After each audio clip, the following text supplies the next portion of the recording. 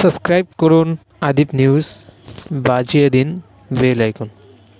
আসসালামু আলাইকুম প্রিয় এইচএসসি 2024 সালে শিক্ষার্থী বন্ধুরা। তো প্রিয় শিক্ষার্থী বন্ধুরা, তোমাদেরকে আজ দুইটি গুরুত্বপূর্ণ কথা নিয়ে আজকের ভিডিও। দুইটি গুরুত্বপূর্ণ প্রশ্ন আছে।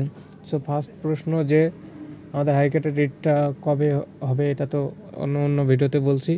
সো আজকেও বলবো হাইকোর্টের রিটটা কবে এবং আদৌ কি হাইকোর্টের রিট করলে এটাকে মানবে কি না, এবং ব্যারিস্টার সাহেব আমাদের কি বলছে। আর শেষ প্রশ্ন যেটা হবে সেটা যে আমাদের সবাইদেরকে পাস করায় দেবে, এবং সামনে তো আবার ডেট দিয়ে দিয়েছে ফর্ম ফিল আপের, এখন কী হবে। সব প্রিয় শিক্ষার্থী বন্ধু, চলে আসলাম তোমাদের মাঝে প্রশ্নগুলোর উত্তর নিয়ে। প্রিয় শিক্ষার্থী বন্ধুরা, তোমাদেরকে আজকে একটা স্পষ্ট ধারণা দিচ্ছি, ঠিক আছে, যে এর পরবর্তীতে আর এমন কোনো ভিডিও আসবে না বা আর কোনো কিছু হবে না।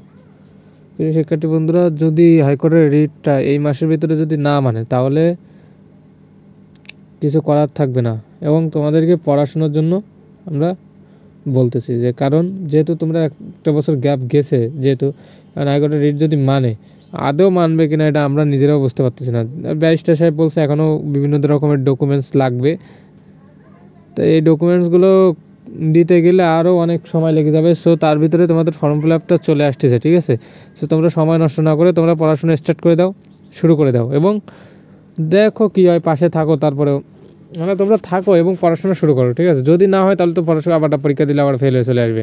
তোমরা পড়াশুনো কন্টিনিউ করো এবং পাশে থাকো, দেখি কী করতে পারি, চেষ্টা করে যাচ্ছি। সফল হব কিনা আল্লাহ পাকি ভালো জানে।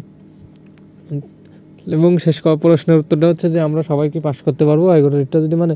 হাইকোর্টের রিটটা মেনে নিলে সবাই একদম অটো পাস হয়ে যাবে। 2020 সালে মানে করোনার সময় যখন ছিল কোভিড-19, 20-21 যেমন অটোবার দিয়ে দিয়েছিল, ওই রকম অটোবার দিয়ে দেবে। আর কাগজ ডকুমেন্টসগুলো এখনও অনেক কিছু চাইছে, জেনে শুনে বলবো তোমাদের কী কী ডকুমেন্টস চাইছে। এখন এগুলো দিতে দিতে আরও 1 মাস সময় চলে যাবে।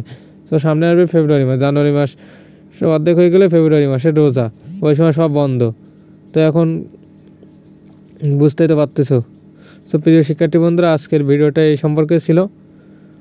এবং তোমরা অনেকে কমেন্টে এসে গালিগালাজ করো, মানে এইগুলো দেখলে অনেক খারাপ লাগে।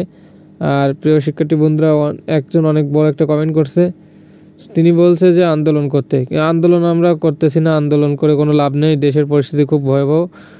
ইস্কন খেপে গেছে, ইস্কনের লোকজন আবার যাচ্ছে, বা বর্ডার দিয়ে ভারতের লোকজন আসতেছে, এমন কিছু শোনা গেছে। এই জন্য দেশের ভয়াবহ পরিস্থিতি, কখন দেশে যুদ্ধ বেঁধে যায় ভারতের সাথে আমাদের, এটা বুঝতে পারতেছি না। সো আন্দোলনের দিকে আর যেতে পারবো না।